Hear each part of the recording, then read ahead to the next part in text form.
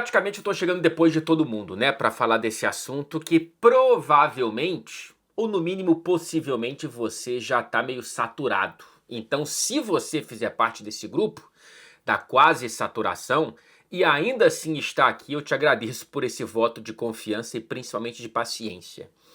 Eu vou analisar um pouco da saída do Xabi Alonso, mas eu queria olhar um pouco mais para frente, tá? Um pouco mais para o grupo de jogadores do Real Madrid, o modelo de negócios do Florentino Pérez, como que o clube funciona e a régua de exigência do Real Madrid, que é absolutamente única no mundo do futebol e possivelmente no mundo dos esportes, mas aí eu não vou tentar comparar porque eu não conheço tanto.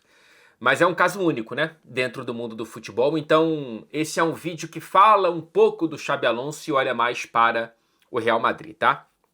Quando eu olho para a saída do Xabi Alonso, para mim está muito claro que o grupo de jogadores, ou uma porção bastante significativa desse elenco, não comprou as ideias do treinador. E aí, cara, é um trabalho natimorto, né? Não tem muito para onde você sair. Ainda mais um treinador que gosta de botar a mão na massa, um treinador que gosta de moldar a massa à sua maneira, como o Xabi Alonso fez com o Leverkusen, fez antes com a Real Sociedade B, e dá toda a pinta de que é um treinador muito promissor, porém, talvez treinador demais para esse Real Madrid e gestor de grupo de menos. Então, houve aí de fato para mim parece muito claro que houve um choque do que o grupo precisava e do que o Xabi Alonso queria fazer. Agora, o principal aqui é o que é melhor para o Real Madrid, né? Porque o Xabi, em algum grau, se adaptou taticamente, né? Ele mudou, ele foi muito mais um treinador de linha de 3 defensiva ou de 5, como você queira observar. No Leverkusen e no Real Madrid ele entendeu mais esse elenco e foi mais para o 4-2-3-1. Ele tentou colocar ainda assim as próprias assinaturas, né? O Real Madrid é um dos que tem a pressão mais alta nessa temporada de La Liga, muito mais do que na temporada passada, com muito mais posse de bola do que a versão Ancelotti.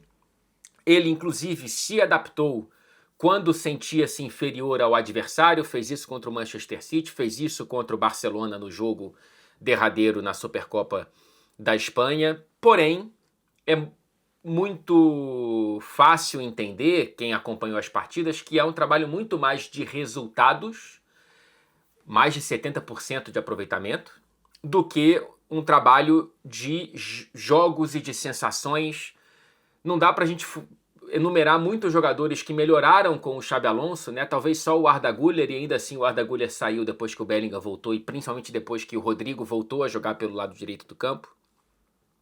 E aí a gente tem aquela cena da guarda de honra na Supercopa da Espanha, do Mbappé pedindo para o grupo e para o próprio Xabi Alonso saírem de campo. Uma cena muito feia para o Mbappé, e eu não faço parte do grupo que tenta sempre colocar uma luz negativa em cima do Mbappé.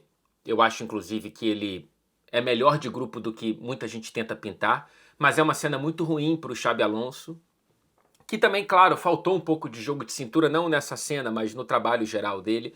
Tem erros, né, de bater de frente com o Vinícius Júnior, não no sentido comportamental, mas de não entender de primeira que o Vinícius Júnior seria, olhando para esse elenco do Real Madrid, uma peça essencial, e ele foi dobrado pelo que acontecia dentro de campo, ainda que esse Vinícius esteja longe de ser o Vinícius que ele já foi e que pode voltar a ser no próprio Real Madrid. Então, beleza, faltou jogo de cintura, mas e o excesso de poder nas mãos dos jogadores, né? Algo que o Real Madrid está acostumado a conviver e que de vez em quando precisa de um choque de ordem para regular um pouco essa queda de braço constante entre vestiário, comissão técnica, diretoria, principalmente Florentino Pérez. Para isso precisa de lideranças positivas. E eu tenho minhas dúvidas se elas existem nesse vestiário do Real Madrid. Depois das saídas de Modric, principalmente o Kroos, me parecia muito menos líder do que a gente tenta colocar. Casemiro um pouco antes. Eu sinceramente não vejo. O Carvajal não é uma boa liderança, já falei aqui, não gosto do Carvajal como capitão do Real Madrid. Também não gosto desse modelo de capitania por longevidade, porque capitania é perfil, nem sempre é tempo de casa. Um exemplo muito bobo, mas que é ilustrativo. O Xhaka chegou no Sunderland e já é o capitão. Por quê? Porque ele é um capitão na concepção da palavra. Será que o Vinícius é um cara para ser realmente um dos capitães do Real Madrid? O Carvajal claramente não é. Então, eu não gosto dessa tradição aí do Real Madrid, não sei desde quando que vem. Então eu penso que o elenco precisa ser cobrado e ele está mais exposto, né? Porque é o mesmo grupo praticamente, majoritariamente, que não deu certo na última temporada com o Ancelotti e que agora não dá certo com o Xabi Alonso. E aí vem o Arbeloa, que é um cara ali para o Florentino poder ter um acesso ainda maior ao vestiário, mas talvez seja uma malandragem do próprio Florentino de, cara, saber que o Arbeloa ali não vai ser ele o primeiro a ser criticado pelos torcedores, pela imprensa, se algo não der certo ou se não continuar dando certo daqui até o fim da temporada, né? Porque não dá para você concentrar no Arbeloa, a não ser que ele seja completamente autoral e eu não esteja sabendo disso. Eu acho que ele vai ali para ter o mínimo de intromissão possível e aí os jogadores ficam mais expostos. E aí eu quero ver, talvez seja isso mesmo que o Real Madrid precise, tá? Talvez ter um treinador muito com um grau muito menor de interferência e você deixar esses jogadores com mais liberdade dentro de campo, talvez seja essa a resposta. Agora, eu não acho que será. Porque o Ancelotti era muito assim e a gente viu como o Real Madrid jogava na temporada passada e agora sem o Modric, né, por cima para tentar domar esse vestiário que me parece realmente ser muito difícil. Não sei, cara, não sei. O Arbeloa tem algumas perguntas para tentar, algumas questões para tentar solucionar como comandante disso aí, né? Assim, o que seria ganhar o vestiário? Como que você ganha? O vestiário certamente não é homogêneo, né? Há pequenos grupos ali. Como é que você sempre vai ter gente no banco?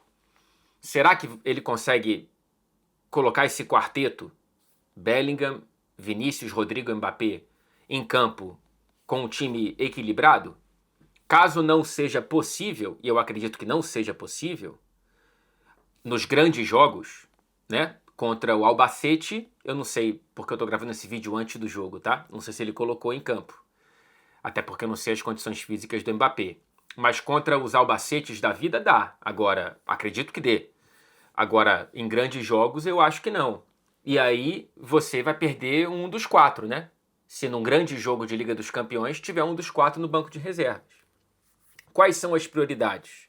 Qual é a posição do Bellingham? Com o Carvajal de volta lateral, tomara que ele consiga, né? Porque enquanto jogador eu acho o Carvajal muito bom lateral direito, mas a gente não sabe, né? Depois da lesão grave no joelho não consegue ficar de pé. Caso ele volte, onde jogará Valverde? Quem é que vai para o banco para o Valverde voltar para o meio campo? Né? No mundo ideal possível, para esses próximos meses, então eu não conto com o Militão, por exemplo, eu pensaria, para jogos médios, Courtois no gol, Carvajal na direita, Carreiras na esquerda, Rudiger e Alaba, Tchouaméni, Valverde e Bellingham no meio campo, com Rodrigo na direita, Vinícius na esquerda e Mbappé no centro do ataque. Mas tenho muitas dúvidas se esse time daria certo. E aí, cara, se não der, quem do quarteto vai pro banco para entrada? Provavelmente do Camavinga, para dar um pouco mais de mordida para esse time, um pouco mais de equilíbrio defensivo. Será que o Brahim Dias, que está fazendo uma grande Copa Africana de Nações com Marrocos, ele é capaz de brigar com o Rodrigo pela vaga na direita e ganhar? Eu acredito que seja. E quando o Arnold voltar, ele volta para concorrer na lateral ou no meio campo? Quantos jogadores vão conseguir ficar bem fisicamente agora com o retorno do Pintus para a preparação física desse time? E aí a gente tem jogadores que claramente não estão preparados para o time titular, né? Hausen chegou dando muito mais sustos do que calmaria para o coração do torcedor. O Dani Ceballos, o próprio Arda Güler, não está pronto, mas tanto Ono, Gonçalo Garcia, mas são opções decentes para um banco de reservas que é um elenco bom. É claro que não é um elenco pronto, mas eu acho um elenco bom. Acho que a grande questão aqui é entender como equilibrar esse time sem perder o vestiário. É muito difícil. É muito difícil. E não sei se a resposta está em Arbeloa. O Xabi Alonso, ele deixa o Real Madrid com mais de 70% de aproveitamento, está bem posicionado na Liga, está bem posicionado na Liga dos Campeões para ir direto para as oitavas de final. E aí a régua do Real Madrid, ela é muito alta, né? Como eu disse aqui, ela é única. Por dois motivos, no mínimo, vai. Por ser o Real Madrid, por ter a história que tem, e por ter uma La Liga desidratada pela própria dupla Real Madrid e Barcelona, né? Não esqueçamos que até 2015 eles vendiam os direitos de TV separadamente e aí La Liga que se vire, né? Era uma concentração enorme de grana que com o tempo foi fazendo com que times tradicionais do futebol espanhol fossem colocados numa situação realmente muito difícil para competir com times muito menos tradicionais de uma Premier League da vida, né? Hoje o Brentford, que não é nada na história do futebol, rouba facilmente se quiser um jogador do Betis. Olha a diferença, né, de história dos dois. Mas enfim, isso então tem culpa do próprio Real Madrid, do próprio Florentino Pérez. Então, com essa La Liga que não ameaça, com exceção do Atlético de Madrid, de vez em quando, a dupla Real e Barça, nem mesmo nas piores temporadas, eles ficam fora da Champions, o que é uma clara evidência da falta de competitividade interna do futebol espanhol, por conta dessa balança desequilibrada por muito tempo. Então, qual é o resultado disso? Uma segunda colocação em janeiro, como a gente vê agora, ela tem um peso muito maior do que teria em outra liga. É claro que não é só por conta da segunda colocação que o Xabi Alonso está saindo, já entendi isso aqui. Porém, não é, caramba, estamos na segunda colocação brigando pelo título, olha que coisa boa. A gente está no mínimo que a gente pode ocupar. E no pior dos pesadelos é perder para o Atlético de Madrid para cair para terceiro, porque é essa a régua do Real Madrid no século, né? Acho que a pior colocação foi uma quarta posição lá no começo do século. Então, assim, a régua ela ficou ainda maior na última década. Quando você compara, como eu coloco na tela, se eu lembrar, por favor, Fred, a década passada comparada com a década anterior, e aí a primeira coluna é La Liga, a segunda é Liga dos Campeões, como dá para perceber. Cara, na última década, 3 de 10 temporadas sem nenhum dos dois títulos conquistados, o que é um absurdo. Comparado ainda mais com a década anterior, que o próprio Real Madrid teve 6 de 10, né? Então passou a maior parte da década sem conquistar nenhum dos dois, enquanto na década mais recente só deixou de conquistar em 3 de 10. E aí, cara, na última década foram 5 Champions. Assim, é um negócio obsceno, que não pode ser a régua. Não pode ser... Acho que até colocar como objetivo é uma insanidade. Só 3 clubes conquistaram mais do que 5 Champions na história da competição, né? Liverpool, Milan e Bayern de Munique. E o Real Madrid conquistou 5 em 10 anos, né? 1/3 das Champions do Real Madrid veio em 14% das 70 temporadas de existência da Liga dos Campeões. O Real Madrid aumentou o aproveitamento absurdo de 16%, 10 Champions em 60 temporadas, para 50%, 5 em 10. Então, assim, para o próprio padrão Real Madrid, que é um padrão muito acima do normal, não dá para ser essa régua, né? Eu acho que a exigência é sempre brigar por título de La Liga, isso é obrigação, e Liga dos Campeões, eu diria que a relação do Real Madrid ela é tão absurda com essa competição, especialmente nos últimos anos, que eu posso até tentar trazer uma racionalidade como esses números aqui, que não explica muita coisa, né? Então talvez seja isso mesmo, assim, você tem que brigar por tudo até o fim e convencendo um pouquinho. Não é jogar bem, não é jogar bonito, mas é dando sensações de reafirmações à torcida durante a temporada, né? Porque na temporada passada bateu em semifinal, mas em nenhum momento foi uma temporada estável, né? Do Real Madrid. E aí o modelo do Florentino, eu acho interessante, tá? Sempre qualquer modelo vai ter problemas e o modelo do Real Madrid tem. Quando eu falo modelo, eu tô falando de quê? De ter uma direção esportiva constante. E aí, desde a chegada do Florentino Pérez, o José Ángel Sánchez é o super diretor esportivo, né? É o arquiteto do futebol do Real Madrid. Curiosamente, eu não sabia, ele veio da SEGA, trabalhou na SEGA no marketing antes de ir para o Real Madrid. E aí tem o Calafá, que é um espanhol que cresceu em São Paulo, inclusive, que é responsável por buscar jovens talentos. Diz a história que ele chega depois do Real Madrid ter o trauma Neymar, e aí ele não pode perder um novo Neymar, e aí vai trazendo Vinícius, Rodrigo, Valverde, Endrick, Renier, enfim, né? Tem gente que dá certo, tem gente que não dá. Então tem essa estrutura, o Florentino com a coroa, aí depois tem o Sánchez como o super diretor esportivo e o Calafá para prospecções.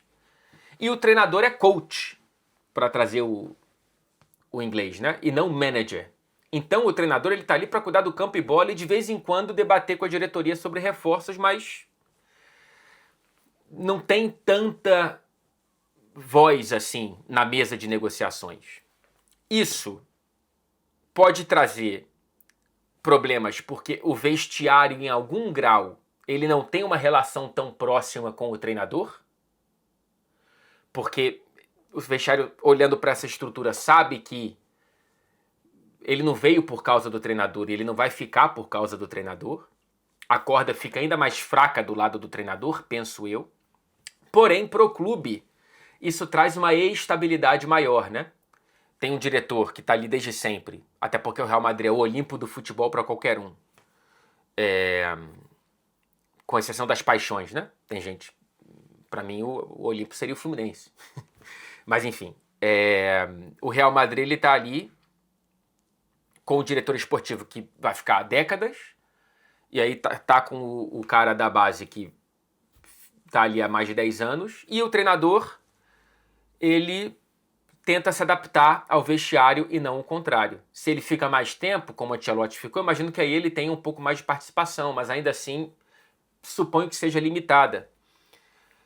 O contrário pode trazer muito mais problemas, né? O Manchester United, que agora está adotando o modelo Real Madrid, tanto é que deu problema com o Amorim chamar de coach e não de manager. Cada treinador contrata o que lhe agrada e aí sai, e o próximo não gosta, e aí fica um negócio realmente insolúvel, assim. Fica muito deficitário o negócio e o vestiário muito desequilibrado.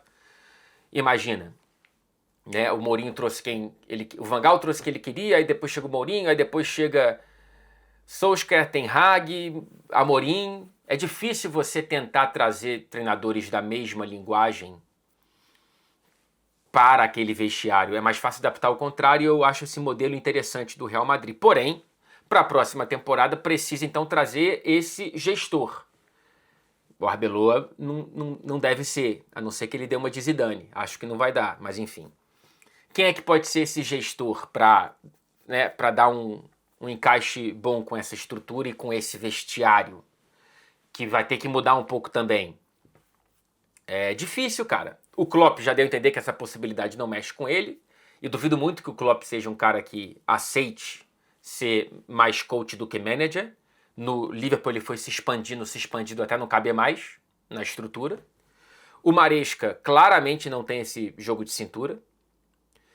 Não sei se o Florentino vai tentar resgatar o Mourinho como em algum grau resgatou o Ancelotti. É uma comparação indevida, tá? O Mourinho está muito mais tempo no limbo do futebol, não enquanto clube, tá? Mas enquanto trabalho bom.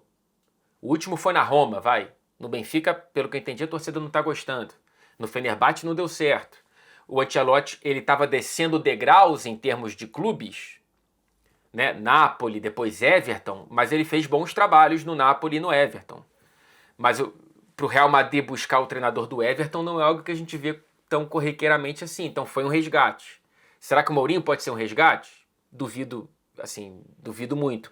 Se eu tivesse que colocar um palpite ousado aqui, um namorico antigo do Florentino, e que deve ficar disponível depois da Copa do Mundo, penso eu, é o Maurício Pochettino, tá? Não sei.